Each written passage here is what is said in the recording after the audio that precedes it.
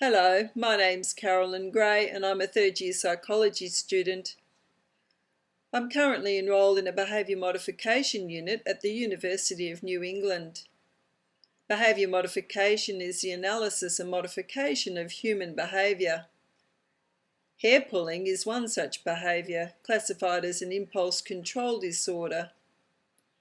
Hair pulling involves the conscious or unconscious removal of hair from anywhere on the body, resulting in noticeable hair loss. The individual will often feel tense or anxious prior to an episode of hair pulling, followed by a sense of relief, satisfaction, or sometimes even pleasure after their hair has been pulled. Hair pulling can have a profound impact on the psychological well-being of the individual, who often feels embarrassed or socially isolated because of the behaviour. In this presentation, I'll discuss 2 behaviour modification strategies that can be used to modify hair pulling. First, information is gathered on the client's history, for example, how long they've engaged in the behaviour and whether they've sought previous treatment.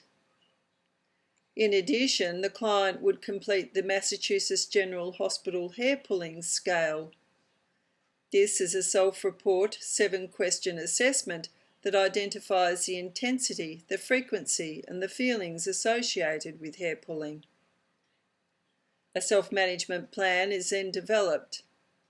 This involves the client setting a goal that reduces the target behaviour of hair pulling. A functional assessment is then conducted that identifies the antecedents, the behaviour, and the consequences that reinforce the hair pulling. The functional assessment takes 5 weeks to complete. The first week, the client records hair pulling behaviour, including the date, the time, who was present, what happened before, the antecedent, the behaviour, the consequence that's usually reinforced, and any other comments that the client might like to make.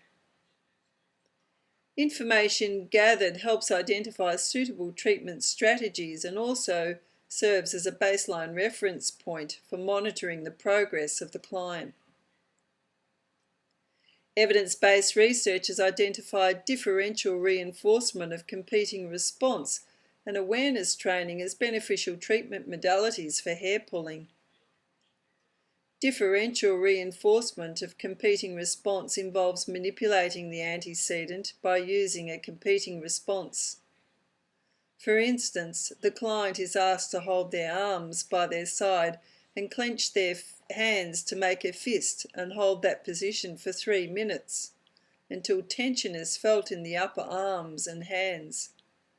Alternatively, a malleable ball can be held in the hand and squeezed for 3 minutes. Reinforcement occurs in the form of praise for resisting attempts to pull the hair. Praise can be given by social support, such as a partner, or by the clinician via text messaging. Awareness training involves bringing awareness to unconscious and conscious incidences of hair pulling. The client describes the antecedents that lead to the behaviour, such as playing with the hair, feeling bored, or even stressed. The reinforcing consequences that maintain the behaviour could be enjoyment in finding the perfect hair or a reduction in stress and tension. Treatment strategies are discussed and implemented and practiced with the client in a 1-hour session prior to week 2 of the functional assessment. From week 2 to 5, the client records the number of hairs pulled in a day. Information is text messaged to the clinician, who will praise the client for achieving the target goal. If the target goal is not achieved over successive days, strategies may need to be reviewed. Implementing maintenance strategies for maintaining alternative behaviours is also important in the recovery process. Ideally, this would be the natural contingency reinforcers such as praise and feelings of well-being. In addition, the client may sign a contract or be offered a predetermined incentive or a reward, such as money. Recovery may take some time and require regular assessing of progress in implementing alternative behaviours.